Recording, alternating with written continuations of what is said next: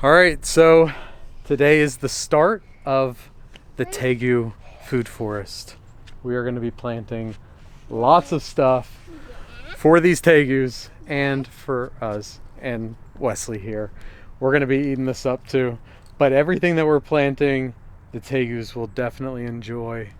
We've got, here, let's take it all over there and then I'll show you guys what we got. Yeah. Okay, so we've had this bed here for a long time, but filling it with dirt took forever. All of the soil in here is from doing soil changes with the Tegu enclosures inside the shed. So all of this dirt, and then we have like a bunch of other raised beds, all of it is recycled soil from the Tegus. So that's Tegu skin right there. It's full of sphagnum moss and all types of stuff. All of it's from the Tegus. But right here, we are going to plant strawberries. So, and we're also gonna plant strawberries in several other places, but first, they're going right here. I did some measuring and we can fit 6 plants in here. And I have 25 right here. All right, so yeah, you can buy these plugs, the rootstock of a strawberry plant. You plant the strawberry once and it comes back every year. So I'm excited about having them in here. That was always the plan, was to put strawberries in here. And it only took a couple years of putting dirt in here before it finally settled and is full. So, all right, we're about to put 6 strawberry plants in the Tegu poop garden. You want to soak the roots. For one video said 5 minutes, one video said an hour. So whatever, just soak the roots for a little bit. So I'm gonna soak them for 15 minutes or so in this bucket and then get them planted on top of these mounds. We're gonna take each one and kind of open up the roots to surround this and then cover it with some dirt. So, oh, we missed one. Hang here.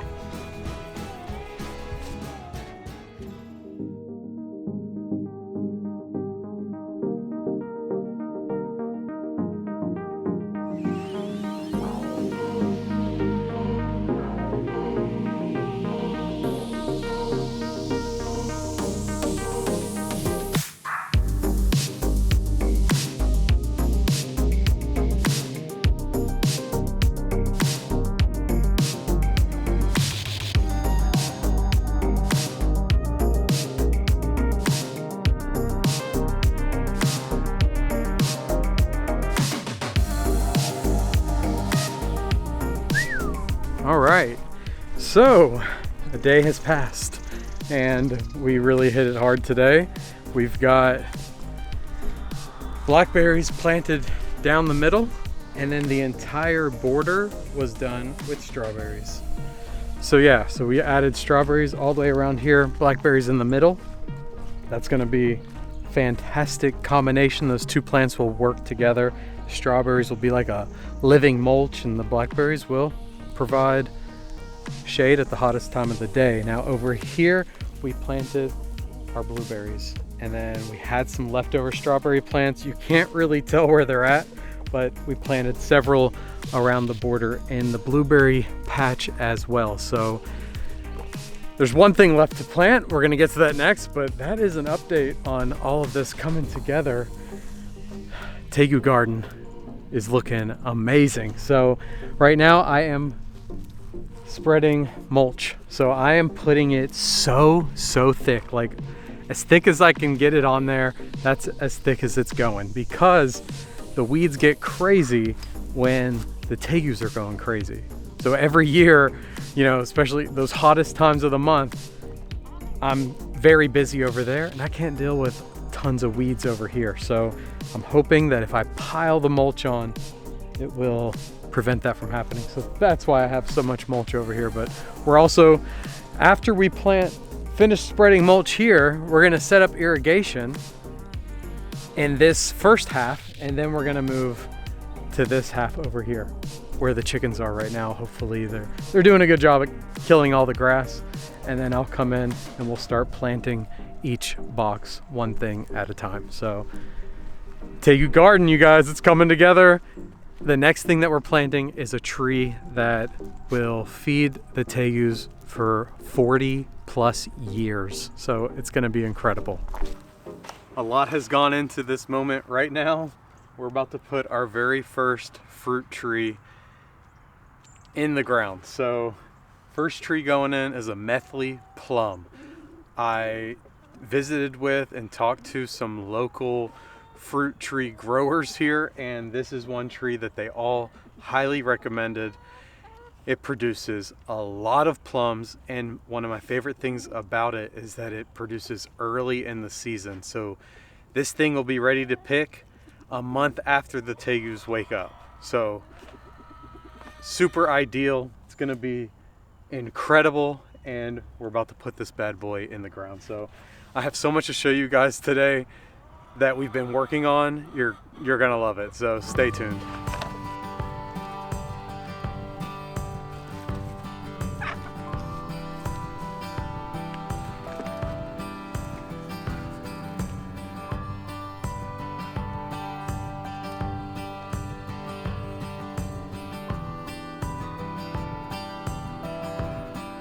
So not sure if the camera picks it up or not, but the reason why I'm building them in these boxes that I made out of these trees that we cut down is because our soil has pretty poor drainage. So I'm trying to raise it up. So I actually planted this tree about 5 inches or so above grade, and then it slopes down. So we're just getting that slope, and then I'm gonna build a little bit of a swale coming around here to kind of catch the water. And then we're gonna top the whole thing off with like 6 inches or more of wood chips.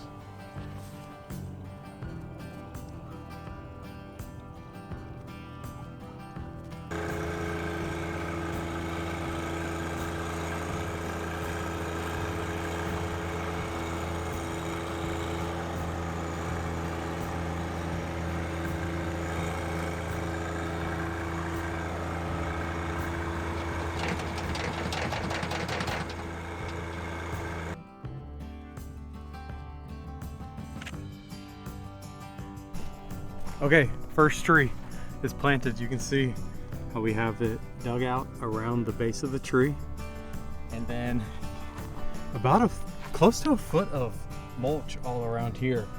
So one thing I want to say is really I'm not even growing trees or any plants for that matter. I'm just growing soil. I've spent the last couple years turning this ground that I'm on. It was hard compacted clay. We've been rotating the chickens and the pigs back to back over here for the last couple of years, and we've built up about 5 to 6 inches of topsoil. But then I've elevated the tree another 6 inches. So that should take us from having absolutely no drainage to having a good amount of drainage, and I believe this tree is gonna thrive. So right now is not the most exciting time, but next year or the year after, whenever it decides to produce fruit, it's gonna be absolutely incredible. Coming over here with a 5-gallon bucket and filling up a bucket full of plums and taking it over there to the reptiles and feeding them. I absolutely can't wait. This makes me feel like how I feel whenever I'm building a Tegus enclosure. All right, so you guys saw we planted our very first plum tree right here, but the thing I'm very excited about that I want to show you is we actually ran irrigation to this tree already. So you can see we've got drippers. You guys remember underneath the mulch, the way we shaped the soil to catch some of this water and give it to our tree's roots. So come with me. This isn't all that we've done with the irrigation. Come check it out. I'm so pumped about this. All right, so right in here, every single blueberry bush, which have I even showed y'all the blueberries? I don't even know if I've shown y'all this, but we've got our blueberries right here, and every single blueberry bush has water going to it anytime we want. as well as we've got some strawberries planted in here. You guys can see this little strawberry right here. Every single one has a dripper. I used my skill set that I've learned with the Tegus, running the drippers to all of their water bowls. I did the same thing over here. So every single blueberry and strawberry in this area has a dripper. And then right behind me here, we've got a row of blackberries growing with strawberries all around the base of them, and it all has a dripper. So I will be thanking myself for doing this work now in August when it's 100 degrees and I have a lot of things to do with reptiles during that time of the year. I can just flip a switch and everything gets watered. So I'm very excited about that. I've always wanted to do this, so happy that it is done. Now we just have to finish bringing it to the next beds, but we're gonna do that as we get more trees and get things kind of set up. So yeah, yes? Is all the drippers connected?